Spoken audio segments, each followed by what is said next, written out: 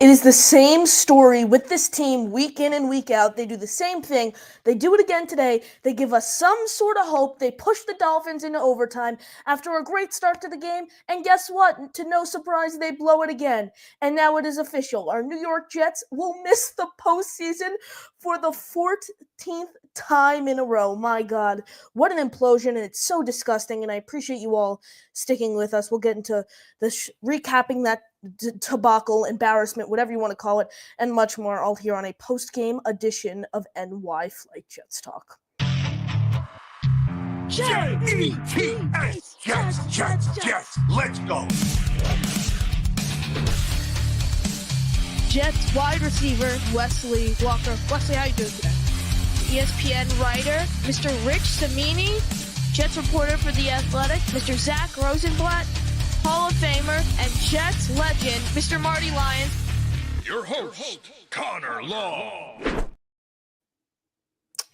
Hello, everyone, and welcome into another post-game edition of NY Flight Jets Talk. And, we're talking about the same outcome here week in and week out, and I'm not even going to get upset. I think the ship of this season has sailed a long time ago, so I'm not even going to sit here and really get upset with the way this team played, but it's just the same old stuff, and it's disappointing because this team, they have the reputation. They've done it to us for so long now as fans of this team, where they give us that one glimmer of hope.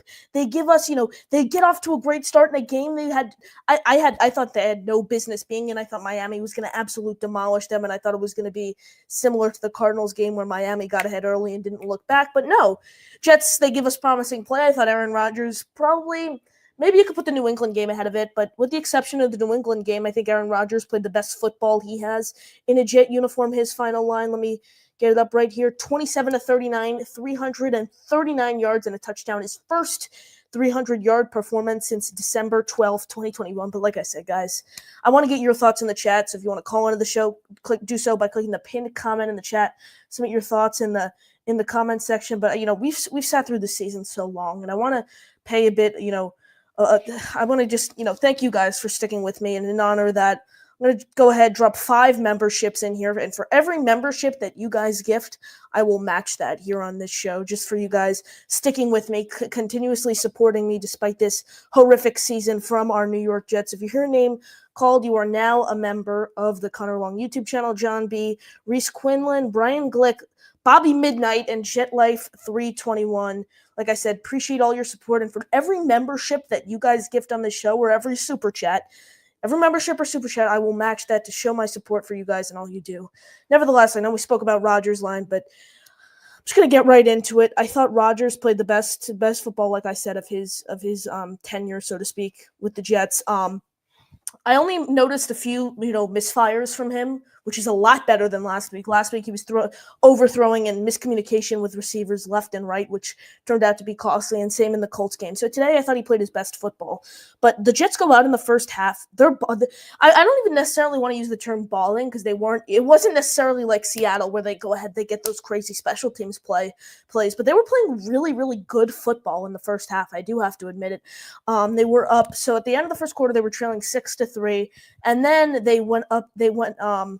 That at the end of the second quarter, it was 13-15, I believe. They were trailing entering halftime, and then they dropped 10, I think, in the third quarter. So trailing 13-15, and then you go into the third quarter and you go ahead. You're up 23-15. Yeah, you're up 8. I mean, Jason Sanders, who missed that field goal on the first extra point on the first touchdown that the Dolphins had, almost turned out to be costly for them. So the Jets went ahead 8, and then they do the thing where they go into the fourth quarter, they simply implode, they send us to halftime, and boom, disappoint yet again. 3-10. 3-10. You heard it. Yeah, 3-10 on the season are our New York Jets. And it's the same thing. Good coach teams go into halftime and make adjustments when they aren't playing. I understand the Dolphins were ahead 2 points, but still, they were not playing to their, the best football they have. I thought they were playing really ugly football, quite frankly. If I was a Dolphins fan, I would not have been pleased with that first half, especially when you're going up against the team like the Jets. So I guess my thing is Mike McDaniel went in. He's like, all right, guys, we're up, but we're playing sloppy football right now. They go in, they make adjustments. Meanwhile, the Jets pretty much just stayed the same. We know this is a team they have forever in their franchise's history, really. This is a team that folds easily. They are a soft football team. They went into halftime. They did not make any changes whatsoever, they go out, they lose. And it's the same story every week. I've never seen this Jets team, as a fan of this team, go into halftime and make an adjustment. It is the same old disgusting football. This defense is terrible under Robert Saleh. Jeff Ulbrich is not even going to be a defensive coordinator next season after what the defense has gone through since Robert Saleh's dismissal. This whole team is just an absolute mess, and this was the Jets' one opportunity this season. They've disappointed us all year long. They get our hopes up, early on. This is their one opportunity to go ahead and, stick it to the Miami Dolphins. They haven't beat them in Miami since Rex Ryan was the head coach of this team. And the Jets had the opportunity to go into Hard Rock Stadium and basically kill the Miami Dolphins playoff odds, fry the fish. I think every single Jet fan hates the Miami Dolphins with a passion. And the Jets had the opportunity to go into their home stadium and basically, ruin their playoff chances.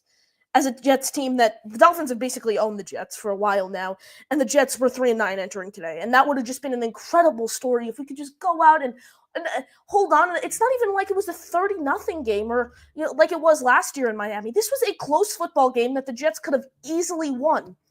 They scored on every possession up until the fourth quarter when Thomas Morstead had to come in to punt. I think it was his first punt of the game with 14 minutes left in. Overall, the offense was humming. They were moving the ball, and it's the same story. Never in my life have you told me last year that the defense was going to be the epitome of the season, and special teams, defense and special teams, because those were the – think about it. It's so crazy to think. Defense and special teams last year were the only two reasons the Jets were able to win 7 games and play competitive football.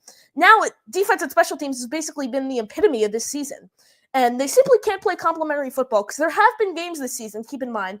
Most of them were under Robert Saleh, but there have been games where the special teams has not been great until the signing of Anders Carlson. But there were games under Saleh this season where the defense played great and the offense was absolute crap. And now we're starting to see the thing where, okay, the offense goes out and hums. Aaron Rodgers throws for 339 passing yards, and the defense goes out and implodes. And it's been the same story the past 3 weeks now. Simply can't play complementary football. If this team has been able to play complementary football all season, we're talking about a team that's above 500. If Greg Zuerlein is able to go out and make kicks, this defense is able to, live up to some of the some of the level they played last, even close to the level they played last year. This is a completely different season. This team is above 500. I'm telling you right now. If this team could have played complementary football, this defense just played well, played okay, not even played well, not imploded. I don't even think the Jets had a sack today. Let me check. Not a single sack today. And I put out a tweet, I think in the second quarter it was, they have to start blitzing more. I mean, it's gotten to the point, they started to blitz more towards the end of the game, but it's gotten to the point, what made the Jets defense so special last season is they were able to create pressure with 4 pass rushers. They were able to create havoc, and the second they put the extra defender in the secondary, they do their thing. That's what made them so dominant. Now it's getting to the point where they simply, if you put 4 pass rushers on the defensive line, which they did in the majority of the first half, you saw what Tua could do. He lit it up. He was, had time, made his reads. At that point, I'd rather just send 5, make Tua think, make him even think, because he literally had all day to do whatever he wanted in that first half. And they started to blitz more, but still, this defensive line is terrible. They can't create pressure. Javon Kinlaw is a complete liability. He had that disgusting unnecessary roughness call in I think the second or third play of the game. Once the Miami Dolphins got off to that hard of a start, I thought it was going to be the same story as the Cardinals game, but nope. Jets got our hopes up and demolished them like they always do. I thought the Jets did an okay job of containing Devon Achane. I was expecting it to be a lot worse. He had a touchdown, on the ground. He 14 carries, 23 yards, and a touchdown, receiving game 6 for 45. So I thought he was going to be much more of a problem than he amounted to be. So, good job by the Jets there.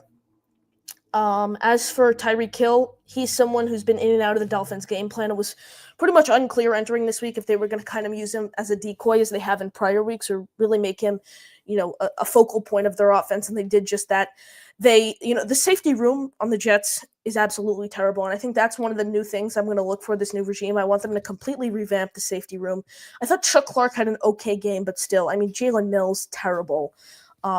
Tony Adams, terrible. Ashton Davis is, oh my God, I can't even watch Ashton Davis next year. It's crazy to think just the drop off this defense has had, because Ashton Davis was a solid safety last year. He really was. He was a main contributor in this Jets secondary, and now it's almost like he's turning into a liability. It's just completely insane. So yeah, Tyreek Hill, 10 receptions, 115 yards. Jalen Waddle, boom, 9 receptions, 100 yards.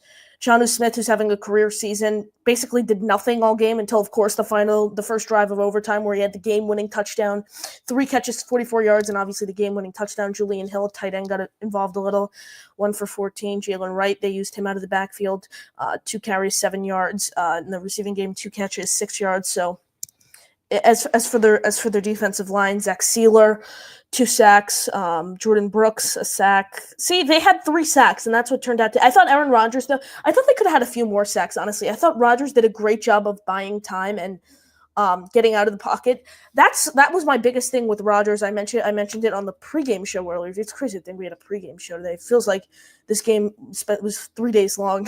I don't get your guys' thoughts on that, but I thought Rodgers did a great job. It was the first game, I'm going to say the first game this season, where I really saw him able to, get, once the pocket collapsed, he used what made him such a special quarterback when he was with the Packers. The pocket collapses, he escapes out of the pocket, buys time, and we missed a lot of that with Aaron Rodgers due to the Achilles injury. We saw it last week. It's almost like the pocket collapsed and he curls up into a ball and is just waiting to get sacked. No, I thought he did a great job today of buying time, getting out of the pocket, and, making a difference, really, because Aaron Rodgers doesn't throw for, 339 yards today. It's a completely different game. I thought he did a great job with connecting with his receivers. He could have had Garrett Wilson on a few more, but G5 overall had a great game. Really, let's see his final line: 7 catches, 114 yards. Devontae Adams, 9 catches, 109 yards, and a touchdown. Braylon Allen out of catching out of the backfield, 4 catches, 38 yards. Tyler Conklin, 3 catches, 33 yards. Isaiah Davis, 3 catches, 27 yards. Allen Lazard, 1 catch, 18 yards. And then out of the backfield, Braylon Allen, 11 carries, 43 yards. Isaiah Davis, 10 carries, 40 yards, and a touchdown. Isaiah Davis's second touchdown in the Jets' past 2 games. Same story. I don't even know what to say, but I'm happy at least the young players played well. I thought Braylon Allen had a great game. Isaiah Davis had another great performance. I know Devontae isn't young, but he had a nice touchdown, over 100 yards. Garrett had over 100 yards. So it's always good to see these guys play well, at least. At least there's that. I saw Irv Charles went down. He was ruled out. It seemed to be a bit of a serious injury. A lot of the players were surrounding him on the field. We'll see what that turns out to be. Let's see if Olbrich has spoken to the media yet. We'll try to pull this up.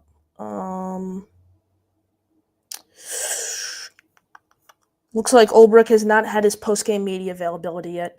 And as for the draft order, I'm sure some of you want to know that. Where did the Jets sit now? Do the loss? They're 3-10. They actually fell in the order because Jacksonville won. I'm going to pull it up here. And like I said, if you're just tuning in, guys, I gifted 5 memberships at the top of the show. So everyone smash the like button, subscribe to the channel. Appreciate all of the support. And due to this horrific season, every membership that you guys gift here on the show, I'll match it. And same for every super chat. So you give 5 memberships, guess what? Then I drop another 5. You give 10, I drop another 10. So keep the memberships flowing and hopefully, something exciting at least here on this show. I appreciate you all sticking with us throughout this horrific season. So yeah, the Jets were at pick number 6 entering, 6 or 5. I think it was 6 entering today. And they fell to 7 with a Jacksonville win. 3-10. Strength of schedule sits at 5-6. So technically almost in a direct tie with Tennessee for the sixth overall pick. What are you guys rooting for now? Is it wins? Is it losses? What are you guys hoping for now over the next? We only have 3 games left in the season. It feels like just yesterday we were saying 5, but I guess today and then obviously the other Seahawks game. So 3 games left in the regular season. What are you guys rooting for? Head coach, GM thoughts. Want to hear all that. Much more. Your questions in the chat. We'll hit that in a minute. Any other points you guys really, wanted to hone in on from today's game? I think he pretty much nailed it. I thought Jamian Sherwood had a great performance, 13 tackles. He was great, stopping the run. Brendan Eccles, another great performance, 9 tackles. DJ Reed, he had 5 tackles. But I mean, my God, he is someone who I want to get your thoughts here. Would you guys mind benching DJ Reed? The PI penalties are becoming costly, and we all know DJ Reed is not a part of this team's future. Quantez Stiggers was out today, but would you guys mind benching DJ Reed, really, the next 3 games, giving, a JBC an increased role as well as Quantez Stiggers, getting him involved? What do you guys think there? Because that's a really interesting one. I'll go ahead here, guys, and drop another membership for you guys. Appreciate you all sticking with us. Then, again, I'll match every membership that you guys donate. So hopefully we started off here. by dropping one membership on top of our 5 that we dropped earlier. And the one membership to the channel goes to our guy, Caden P. Caden, appreciate you tuning in. Welcome to the membership club channel, whatever you guys want to call it. Appreciate all the support. You are officially a member. So I want to get your thoughts there again on DJ Reed. Do you bench him? Do you not? I wouldn't mind it. You get Qantas stickers, JBC, see what they could do in an increased role for the next 3 weeks of the season now. I suspect all the starters will be benched for Week 18, but again, the next 2 games then. So we face Miami again in Week 18 at home. But next week we have Jacksonville, and then the week after we have LA at home. So 2 times. I wouldn't say Jacksonville's tough, but I think LA's a tough team for sure. LA's a very tough team to play. They just kicked off, I think, about 20 minutes ago against the Bills.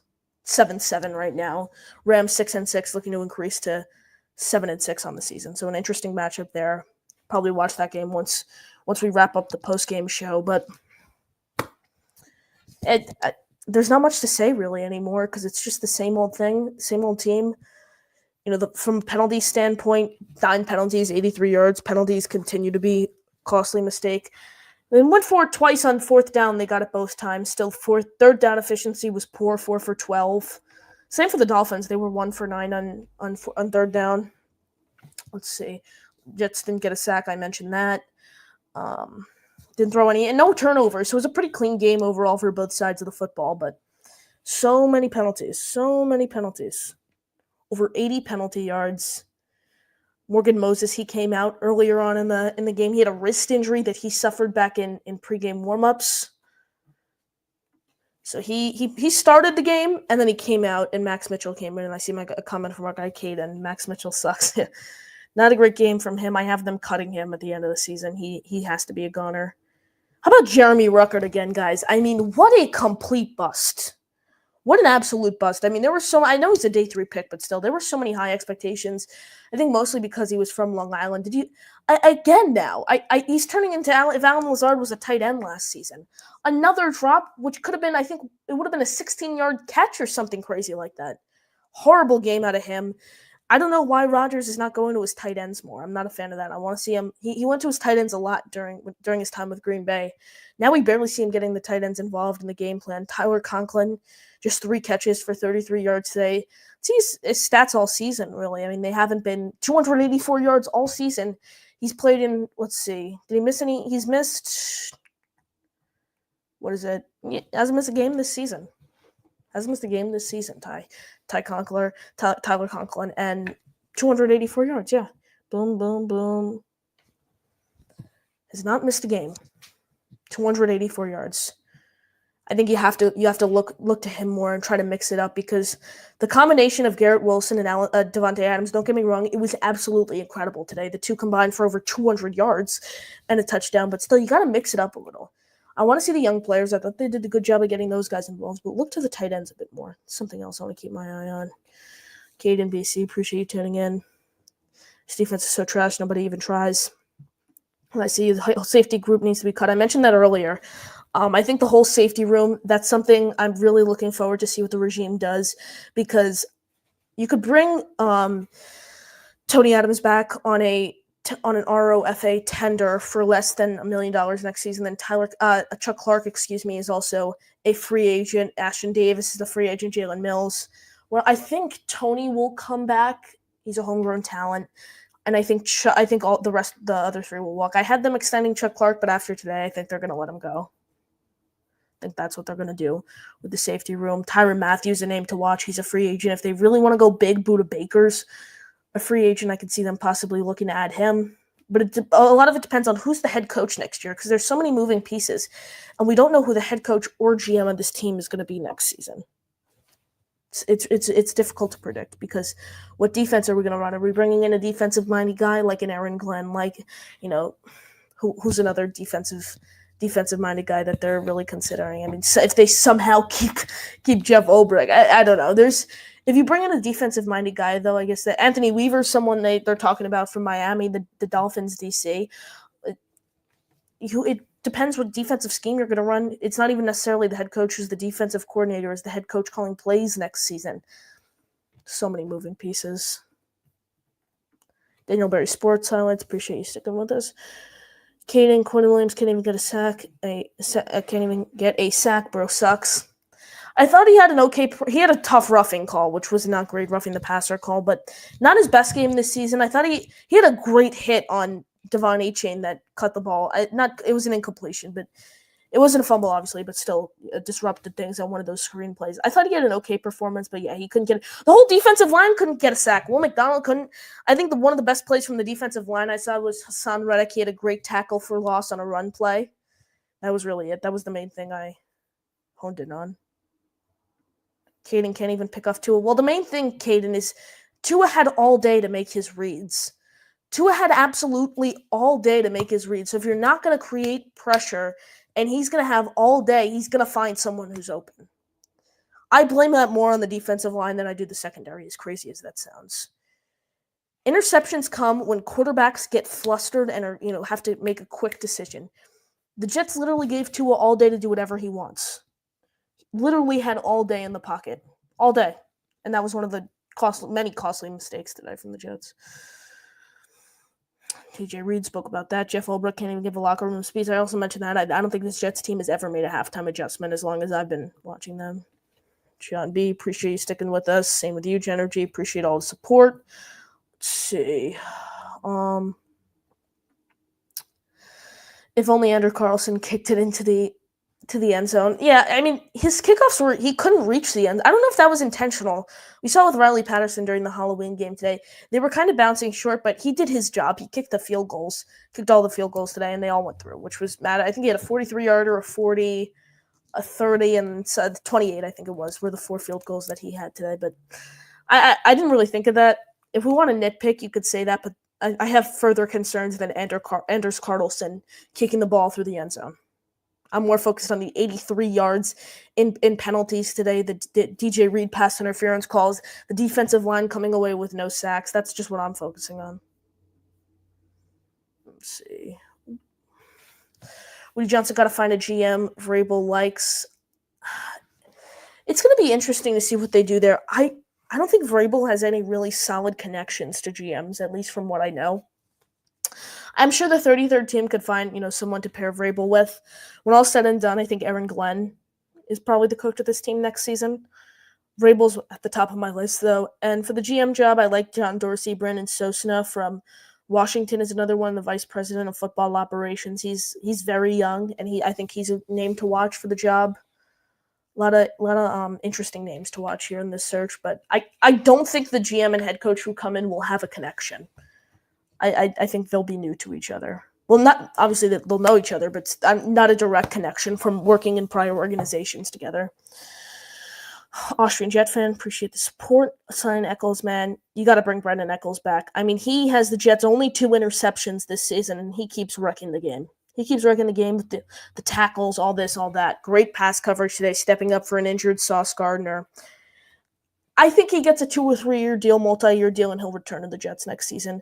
Or if they, honestly, I think he might want to, if it really, we all know DJ Reed's not coming back. So that off, does he want to start? Does he want to be a starter next to Sauce Gardner next season with the Jets? Or would he rather maybe play in a backup role with a team that's in win now mode?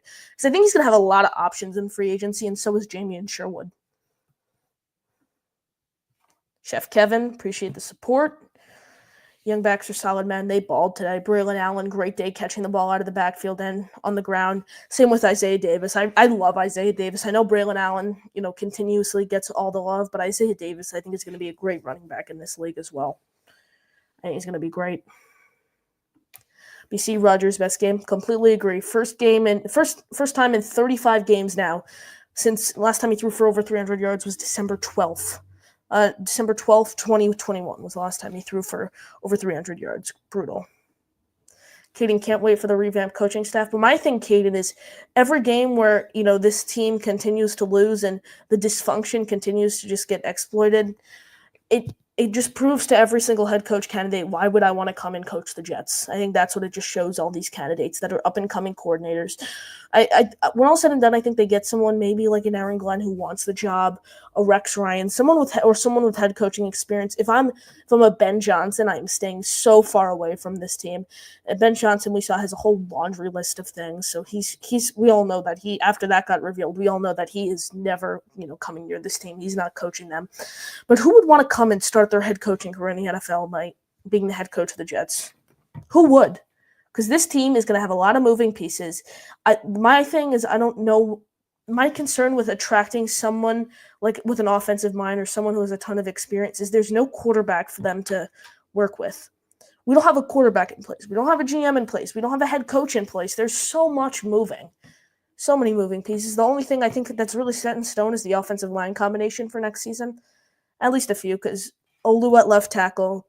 Depends if you re-sign Morgan Moses at right tackle, but then you have Simpson, AVT at guard, and Tippmann at center. So I think that's the one bright spot that a head coach and GM are gonna look for. Devontae Adams, do the Jets cut him?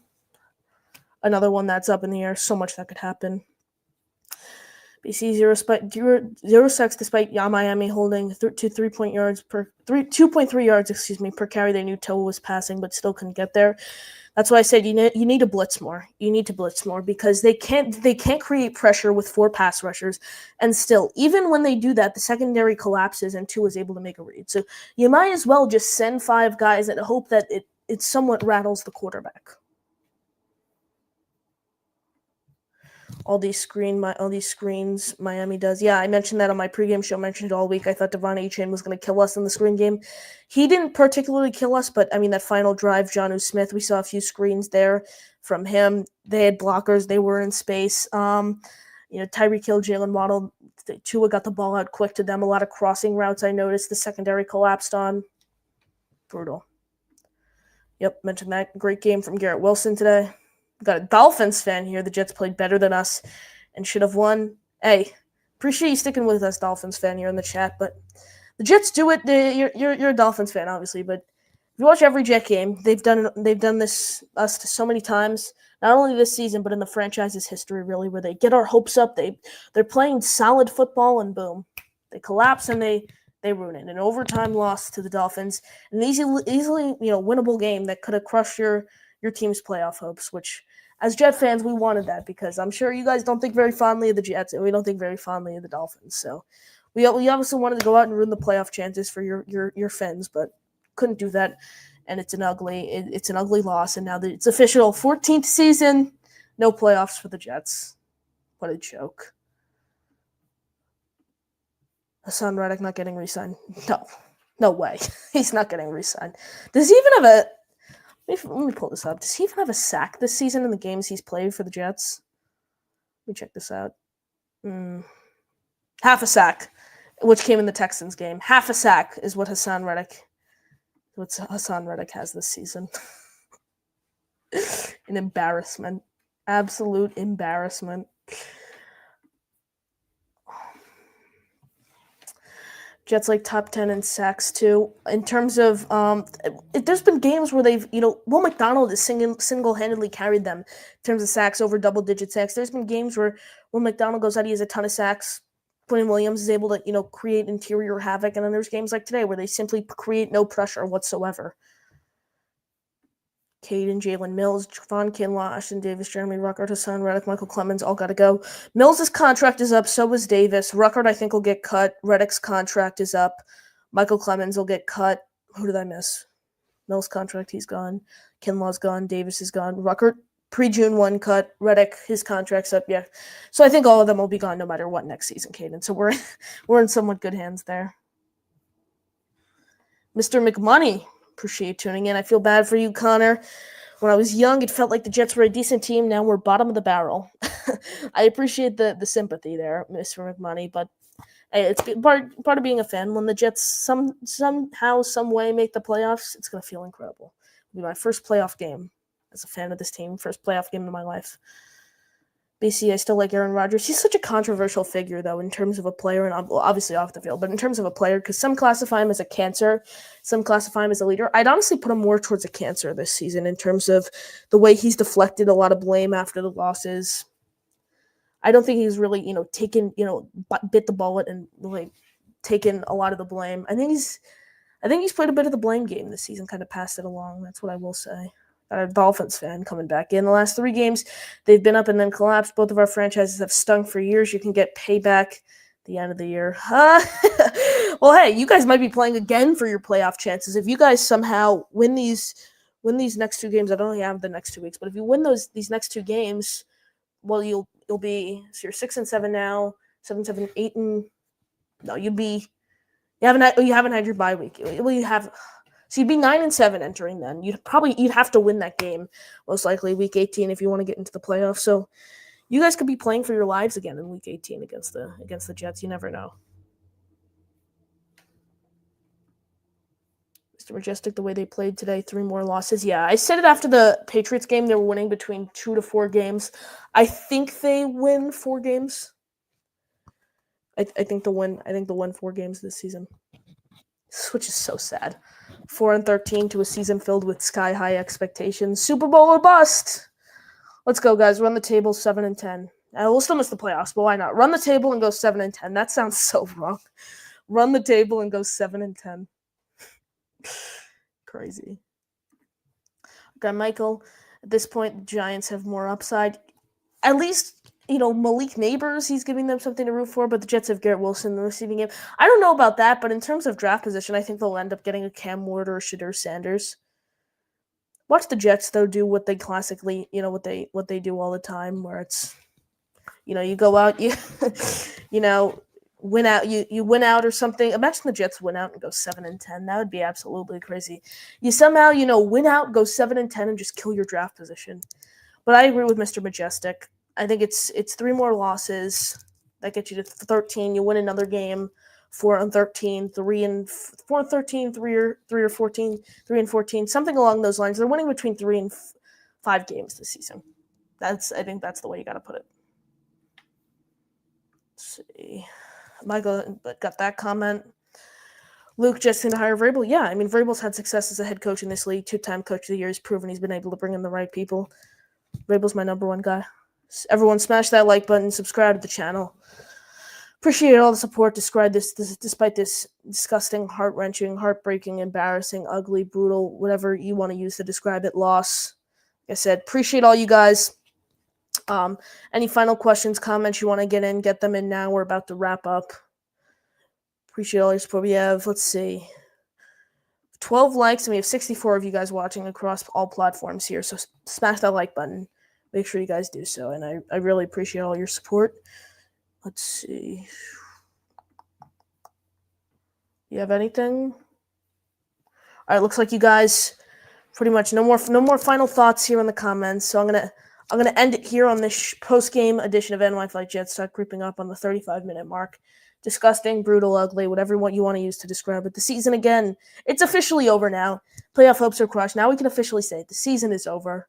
Anyways, like I said, appreciate all you guys. Smash the like button, subscribe to the channel, and as always, JTS, Jets, Jets, Jets.